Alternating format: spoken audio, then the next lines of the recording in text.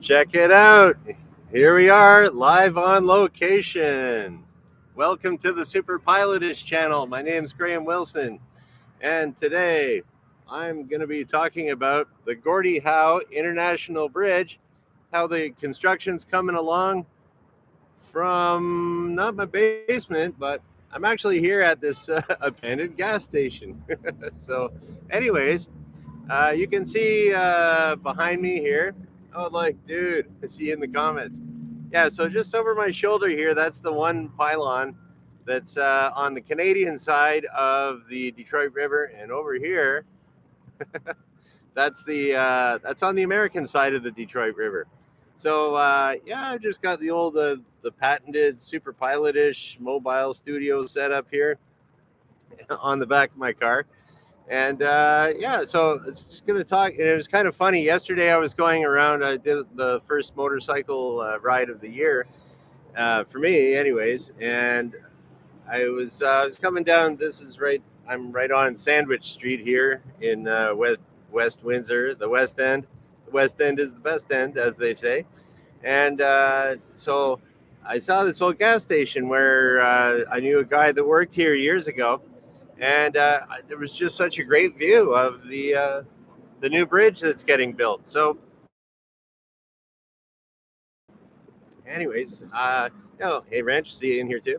And so I thought, that'd be a great place just to, I don't know, go live. And like, it's really close to the road, easy access. So here we are at the old.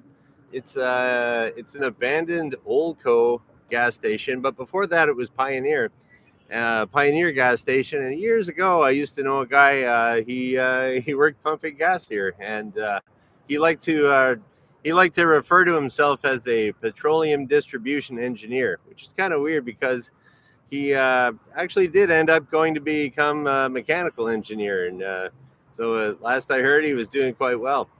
And so that's kind of like a little personal part of it, where it's like, oh, okay, cool. I can go to the old gas station. I used to hang out here sometimes. And hey, Dan, nice to see you in the chat too. And so what's the deal with this bridge? It's been forever in the making. And when I first moved back to Windsor and I started working here as a pilot, we would do, and I've kind of seen the evolution of this bridge over the last 10 years or so. When it was kind of first announced, they started a little bit of construction on it. And one of the things that I found, like, to bring this around to kind of pilot relevance, is that when I first started, we did a whole lot of trips where there would be we do aerial photography, where there would be a photographer, and he'd be in the plane shooting out the window, and not shooting out the window, but like getting his photographs out the window of the airplane. And then so we started off first with what they call the Herb Gray Parkway now, and it's that part's all completed, and that was an extension from the Highway 401 to basically get to the river's edge here. And then that's when they're starting to build the bridge. And so I would do a lot of sightseeing flights around, and I noticed nothing really happened for a long time. They just had incredible amounts of dirt. There's just over here up the road, and it's like huge, huge piles of dirt. And it's like, well, I know it's going to be a suspension bridge. Why are they putting all the dirt there? So we'd take pictures of the dirt and stuff like that. And I found out later that I took someone up for a sightseeing flight that actually worked on the construction of the Gordie Howe International Bridge, and he was saying that around this area, you can even kind of see behind me. There's I don't know. There's kind of like it's kind of like marshy. This end of Windsor was all kind of marshy, boggy, low lying, and that extended all the way up to where they're building basically right there where that thing is. And so what they did was the civil engineers figured out, okay, we got to compact all that soil. And so what they did is they just took like thousands and thousands of tons of soil, and they put it here, moved it here, moved it here, moved it here. And then, okay, you move a million tons of soil here, and it all compacted all of the soil all the way around. And then now they trucked it all out. Now they're working on Now they got like the main pylon up here. This is on the Canadian side one. That one went up first, and it's kind of misleading that you look behind me and it's like big deal, but if you're actually right here, it looks pretty huge. It's the fisheye of my camera is a little weird, but yeah, gigantic crane there on the top. Yeah, it's huge, and that's another thing you got to worry about if you're flying around too. Is that you can't be buzzing too low here. You'll smack a crane, but they have laws against that type of thing, flying too low over the city, and so we don't have to worry about that. Oh, but also going back to the evolution of the flying and taking pictures of this throughout the construction. Later on, a few years ago, it just kind of stopped, and I didn't know what happened. So I ended up talking to a guy that hangs out at the airport, and he's really into drones. He's got a drone company. He bought a big 6-blade drone, and he uses that for surveying for farmers' fields and stuff. And he'll do a grid pattern, feed it into a computer, and then you'd have a nice 3D rendering of where the low spots are on the farm and everything. So he got a job photographing over here, and so he said he was really busy with that. So now all the photographs, instead of being done by airplane over the 10 years that this has been being built, it's all been replaced with drones. And you'll see that too if you ever do any Google searches on or YouTube searches on the Gordie Howe International Bridge. And you'll see like a whole bunch of drone footage, and the drone laws or the drone regulations changed over the last 10 years to make it a little bit easier for people to do that. And yeah, Wrench, thanks for being the the fact checker here. Wikipedia says this is going to be, when it's all done, it's supposed to be 220 meters high, that's about 700 feet, it's going to be pretty big. And I've really noticed it over the last couple of years. Actually, maybe 2 years. I think they've had these things up. You'd be walking down the street in Windsor and like, oh, I can see the bridge from here. And then you'd be driving out into town and like, oh, you can see the bridge. So the new bridge. So it's pretty huge.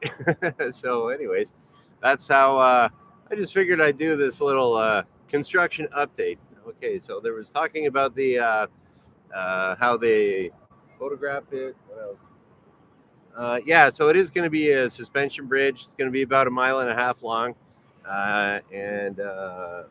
So the other thing I was going to say is that over in Detroit, this is, like I said before, it was an extension of the Highway 401, and then that'll come up to the bridge on the Canadian side. Once it gets over to the American side, it'll hook up with I-75 over there. And just a little mention for this is a huge project. I looked at it. They're looking at it about $4 billion to do the whole project. And it kind of wiped out a neighborhood over in Detroit and wiped out a neighborhood over here too. So I'll give you a little history lesson of what used to be over here on where the bridge is. There's an area down at the end of the road here that was it was called Brighton Beach. And Brighton Beach was a really interesting little corner of Windsor. And I never even knew it existed until I got a job just up the road over here about 30 years ago, delivering prescriptions. And I was all over the West End here. And I deliver out to this Brighton Beach area. And it was strange because right around here, it's kind of industrial and a little bit more residential that way. But this Brighton Beach, like you just kind of go around a corner and all of a sudden you're in the country. Like people had horses and chickens and stuff. I'm like, where'd this place come from? So unfortunately, the Brighton Beach area kind of got all mowed down. And that's going to be where the customs booths are and all that stuff. And then so on the other side of the river in Detroit, there's a neighborhood called the Del Rey neighborhood. Originally, that was a Hungarian neighborhood. And then, neighborhoods change here and there. And basically, it was kind of let's just say a little bit of a lot of people were moving out of the area just over in that part of Detroit. And, that kind of happened all over Detroit for a number of reasons. The biggest thing, if you saw the population decline over in the city of Detroit itself, it was kind of started around the 1950s when the suburbs were becoming the thing. And so everyone said, "Oh, I can just." That was really promoted in the culture in the United States, Canada too. And so then there we go. Everyone started moving out of the city of Detroit out to, the other suburbs and everything like that. And then, well, when everybody leaves, then neighborhoods kind of decay a little bit, and people move out, abandon houses and stuff. So that can happen anywhere. And so the Del Rey neighborhood, it basically there wasn't much left over. Kind of like the Brighton Beach area here. So I think they made the. I wouldn't say they made the best or the most correct decision to wipe out this neighborhood or that neighborhood, but and hey, Shecky, I see you in here. Yeah. So, anyways, there was also a consideration before this was built to kind of build it where the existing Ambassador Bridge is, and twin that, get more. Lots of trucks here. I don't know if you can hear that, but yeah. So there was a few other locations, and this one worked out to be the best, least cost, closest access to highways and stuff. So there we go. There's the Gordie Howe International Bridge. Oh, and you might be wondering too, why is it called the Gordie Howe International Bridge? Okay, I thought it would be something cool when they came out with the naming ceremony for it, like Freedom Bridge or International Super Duper Bridge or something like that. I think it would have been cool to be like the Freedom Bridge or something, because this is the area. It has a lot of. We used to have what they call the Freedom Festival here, where Detroit and Windsor would kind of celebrate that we got some freedom, we're used to or whatever. And then, so anyways, but another thing too is that this part of Canada is where a lot of slaves came up here from the southern United States to escape slavery, and there's a large history just up the road here actually about how they came to Canada for their freedom. So I think in this neighborhood it would work. But anyways, I heard on the inside, I can't tell you exactly where, but the reason it was called the Gordie Howe International Bridge is because, well, Gordie Howe, he was born in Saskatchewan, but he played over in Detroit for the Detroit Red Wings for many, many years. He was a great hockey player. So it's like, okay, a Canadian guy playing on an American team, Canada-U.S. border, I can kind of see that. But the real inside skinny was that, because when this was first announced, the prime minister of the country was Stephen Harper, who is a gigantic hockey fan. So he kind of laid down the law there, saying like, okay, if Canada's putting up all the money for this, we get to name it, and I'm naming it after Mr. Hockey. So that's what I heard. That was kind of like the inside scoop that I heard from an inside source, the superpilotish source. I don't know. It could be just a rumor. I'm not too sure. And yeah, so there we go. It's a great, beautiful, beautiful day here today. I kind of broke out the first Hawaiian shirt of the season, and I don't know, what else can I show you here. Oh, you know what? I'll show you how abandoned this gas station is, just for kicks. Check this out. Now I got my little phone here all tethered up for my Wi-Fi or my internet. Okay, I still got the old the fuzzy microphone or the fuzzy toque for my good sound system here. All right, maybe I can. All right, we're gonna do this here. Okay, so you can still hear me. Moving my laptop around. Hey, here we go. There's the gas station. It's all abandoned. Check it out. Beautiful abandoned gas station here in Detroit. Well, Detroit's over there in Windsor. Kind of looks like a lot of them over in Detroit. Anyways, in the old Del Rey neighborhood that's not there anymore. Okay, so there we go. I don't know if you could see that. It was probably all shady, but anyways, also Slim Shady, he came from Detroit too. So there we go. Yeah, that's about it for today. I just wanted an excuse to get out and do my live setup again, and just kind of show you the bridge. And I don't know how many people know about that. What else can I tell you? Oh yeah, the bridge is going to be pretty big, 6 lanes wide with. You're going to be able to take your bicycle across it and walk too. Is what they say. So, and yeah, Shecky, the weather is amazing today. It's oh, what is it? It's probably about 75 Fahrenheit for you Americans, 23 Celsius. And yeah, really nice. So I might go home, dig in the garden a little bit. What else was I going to say? Oh, another thing too, a little shout out to. Okay, a few months ago, I was interviewed by the school safety expert, Dr. David Perodin. He has a book out that's called The Velocity of Information. And today, David has his book in audiobook form available on Amazon. So if you and what's the book about? I've read it. So the Velocity of Information was written during the beginning stages of the pandemic, and when everyone was trying to figure out what was going on with these people being essential, these people being non-essential, these people, stay at home. What's happening in Europe? What's happening in United States or Canada? And so what he did in that book was that he kind of chronicled. He'd already done work in like crisis management and stuff like that. So if you don't know what's going on, you try to get the velocity of information will determine what kind of decisions you make in your life, or for governments or for agencies and stuff like that. So he kind of got into that a kind of like a very organized way of looking at some chaotic thing that just hit everybody, right? So it was pretty interesting book, available on audiobook today. Velocity of Information by Dr. David Perodin. So shout out to you, David. And yeah, what have we got going on here? Oh, hey, we got a military helicopter coming down the river here. Pretty cool.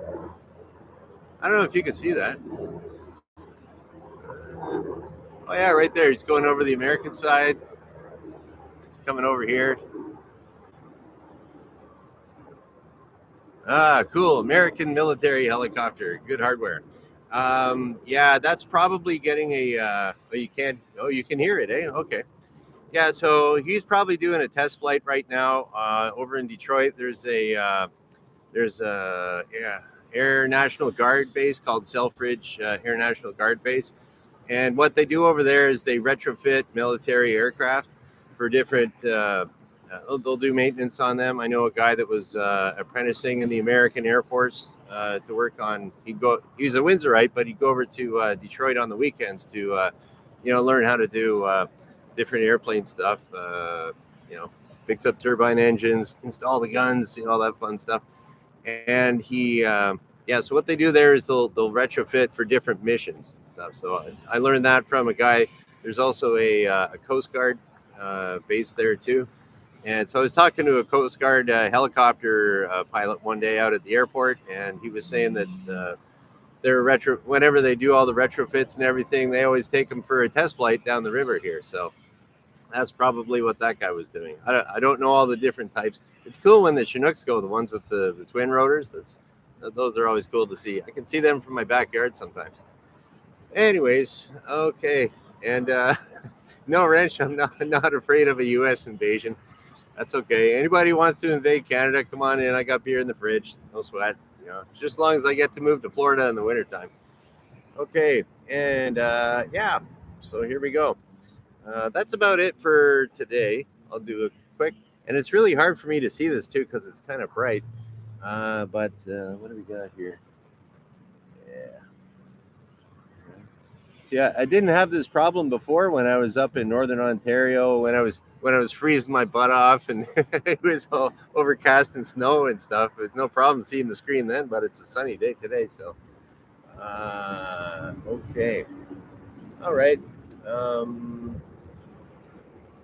Yep, that's about it. I think I got any little questions along the way that you guys had, and there we go. So, okay, today is Wednesday. Oh yeah, like I said, I do blah blah blah blah. Yeah, so like I said, I found out about this yesterday when I did my first motorcycle ride of the year, and I took some footage. I got to fool around. My GoPro camera got a little crooked on. I just stuck it in my pocket, and it got a little crooked here and there. I got to do some doctoring to it. So I'm going to put that video out. Just a little trip around town. Probably not today. Probably tomorrow. I think I'll get that out. So, anyways, and what temperature was the motorcycle ride? It was just like this. It was beautiful. It was like about 75 degrees. Just a really nice day. And then, oh, okay, Jordan's got. Oh, Jordan, I didn't see you pop in here. Okay, hey, Jordan. Question: what do you use for a camera, phone, computer? Okay, I have my Lenovo laptop here. It's a regular laptop. Phone, I just got an ancient Samsung S5. Super. I paid like, I don't know, 150 bucks for it like 4 years ago or something. And then I got that. And then, okay, microphone. I got my Blue Yeti mic. That is screwed into a piece of wood with a bolt on the bottom, but it's the same thread as a mic stand. And then I got a little lock nut on there. And then, so this is on like kind of a shock mount. So that's my microphone. When I ride my motorcycle, I have is it a GoPro 7 black, and it's on like a little tripod. And I put the tripod in my pocket, and I just tilt the camera. I don't know. I'm trying not to spend too much money on this whole thing because I don't make any. But, anyways, yeah. So that's there you go. Answer to your question there, Jordan. Oh, and internet access. Yeah. So it's I got data on my phone. It's got a little wire here.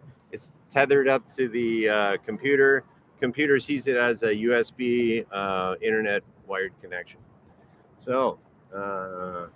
Yeah. Do I use my phone as a hotspot? I tried using it just as a hotspot so I could go Wi-Fi off of my computer.